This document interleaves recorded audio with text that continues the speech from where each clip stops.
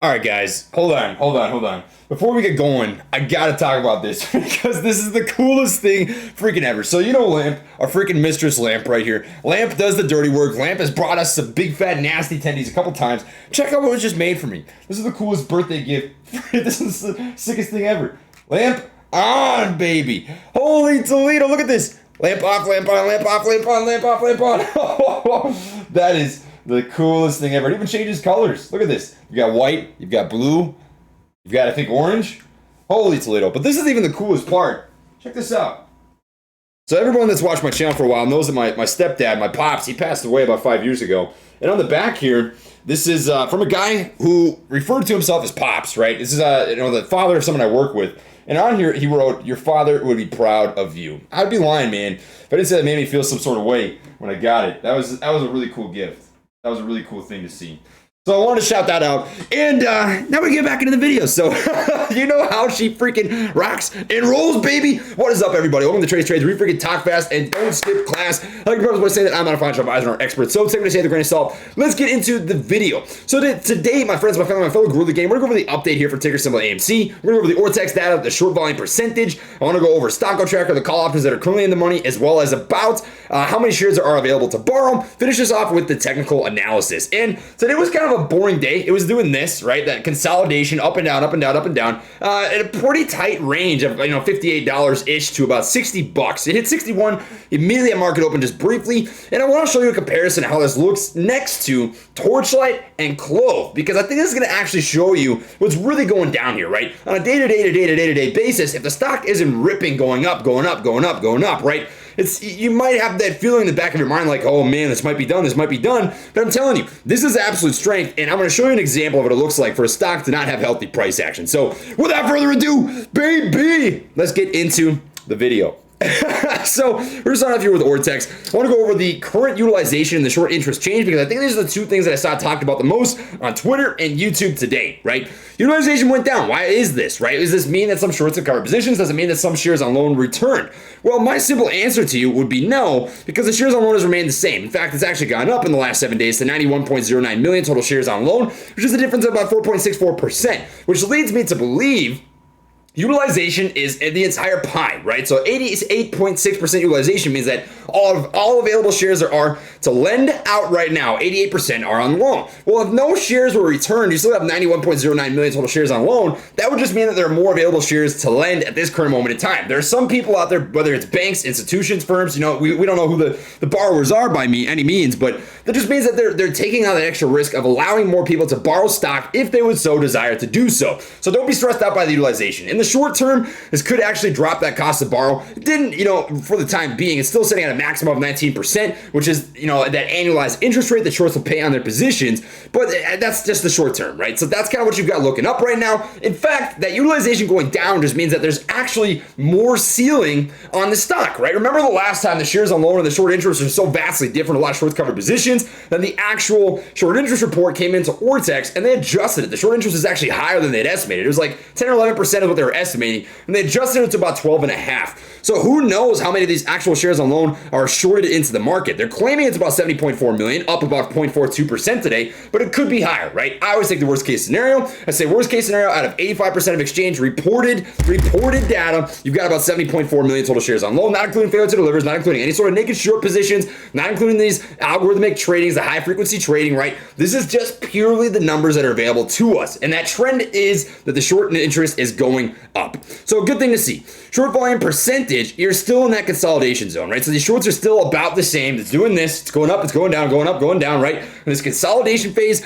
which lines up pretty dang well with the overall stock price, right? It's doing the same thing on the stock price, going up, going down, going up, going down. This is the fluff. You can think of essentially this sort of price action where there's no rips, no dips for the extreme up or downside as the necessary fluff, right? The boring stuff that no one likes watching that sets up parabolic moves for the upside, right? We saw that exact same thing back here. The fluff, the up, the down, the up, the down, the up, the down, that established that base of foundation, consolidation, and support that allowed $77 to come to fruition. You're watching that exact same thing happen right now. So that's kind of what you got rocking up right here. And the same thing is happening in that short volume percentage. It's doing this. It's just that consolidation zone, right? Shorts are kind of dabbling with it. They don't want to establish huge positions because they don't know if it's going to break for the up or the downside yet. So they're just kind of tipping their toes in the water. But nonetheless, that short volume percentage does coincide with the fact that the short interest is going up. This is a T2 system, right? Which means that any sort of shares that are returned on loan, it's a 2-day lag because that's how long it takes for that actual transaction to get established in the system for you to see that any shorts have, covered their positions. Stock Tracker has about 91,000 total call options expiring in the money, 34,000 more at $60. And that's actually a little bit higher than yesterday because we did go up just a hair. I think it was like a 3-cent gain overall. Yeah, 3-cent gain. So not like any more call options are in the money, but that just implies that more people bought call options than there were yesterday. So this could have caused a little bit of some sort of gamma effect, but we really didn't see much crazy price action today. I think we're going to see a little bit of a gamma push because of that $60 strike with 34,911 calls, especially because if we were to run over $60, right? Thursday and Friday is not a lot of expiration. They don't have a lot of time, and the premiums get pretty cheap on those strike prices. So those market makers, the options market makers, have to hedge for that, especially as it gets close to that expiration date. So you could see a pretty good push over that $60 mark if it was to come to fruition, right? Don't set expectations. You always want to expect the worst, hope for the best, right? This is the best case scenario is get that break over 60. You've got 28,000 total calls according to Webull, and even more than that according to Stock Tracker. About 650,000 total shares available to borrow, which is actually down a little bit from where you saw earlier in the day, which leads me to believe either A, some shares that were available for lending are just taken off the market at this point, or B, they got shorted into the market. And that is definitely possible. When you look at the overall freaking price action on the day and the after hours, you saw a little bit of a sell-off, right? We're down about 0.4% here in the after hours, which is nothing significant, but it's enough to be like, that could have been some sort of shorting down into the close, or it could have been some private taking. I like to think it was the shorting, but you you make your own freaking decisions, my friends. That's entirely up to you. So, with that being said, let's look at the technical analysis on AMC stock here for the day. And I want to look at the hourly candles. That is the time frame we're looking at this on. And to show you a comparison to what Torchlight and Clove looks like, right? Now, if you were scared about what AMC stock is doing right now, because it's doing this, right? It's just got that slow favored upside level of support, that ascending level of support, not doing a whole lot of crazy stuff. It's just in that fluff phase, right? The boring piece. That's greatly better than what you're seeing happen on Torchlight and on Clove, right? Both of these stocks had insane rips up, followed by no sort of floor, no sort of foundation. The difference between Clove, Torchlight, and AMC is when AMC made its rip up to $77. True, it did sell off from $77 all the way down to $38, but it bounced. It found that floor, that basement, right? It had a strong retracement off of that level. So let me just show you a comparison, right? Let's drop a retracement from what would be the bottom down here at about $11 to $77. It retraced picture perfect at 61.8%. That's I mean, it's not ideal. You'd like 50%. Obviously, but 61.8, not bad. Let's look at Torchlight. What's the difference here on this retracement? Now, this is going to be a much different retracement than what you saw here with AMC. That's a 78.6% retracement. And it might only sound like, 20-some percent, 10-some percent, right? But that's a big chunk. I mean, that's a difference of, in a much cheaper stock,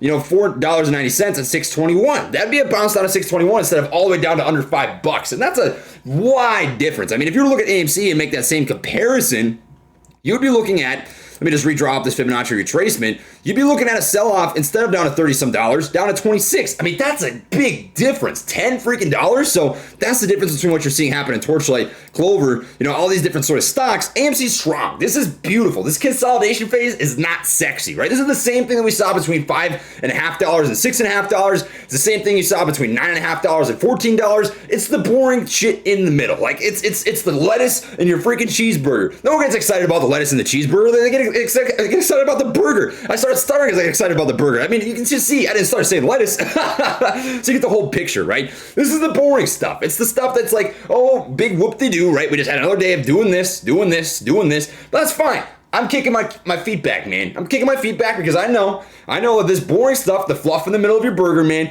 it's all part of the process that makes up that juicy freaking cheeseburger. So I'm just waiting for that burger to finish cooking. We've got the condiments laid out, right? And then when she's cooked up, you slap that patty on, push the buns together, you take a big nasty bite, you'll get that rip. It's just a matter of waiting it out, right?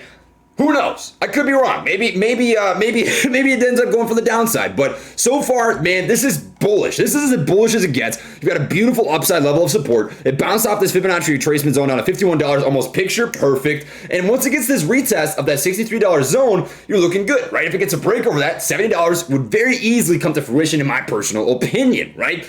Now, once you get that $63 test, if it rejects, I've mentioned this before, but I always assume there's at least one new guy or gal that's watching my videos, right? If it rejects 63 bucks, I think you're looking at a retest of this ascending level of support, this upside support line, which if it were to happen tomorrow would be about $60. If it was to happen in the after hours pre-market, it'd be about $59. And then if it was to reject that, you'd be looking at somewhere in the middle of this Fibonacci retracement box, which I would call, 54 to 56 bucks, being that pullback for a dip buy or options call buy if that was something that you're interested in doing. Of course, that's your own financial responsibility, your own financial decision, but that's kind of what I'm seeing on the charts, my friends. This is bullish, right? Patience. Kick your feet back. Drink a beer, drink a water, whatever it is that you like to consume to keep yourself hydrated. Myself, I like Subway Cup. I like the edgy tears. I like the stuff that freaking gets me going.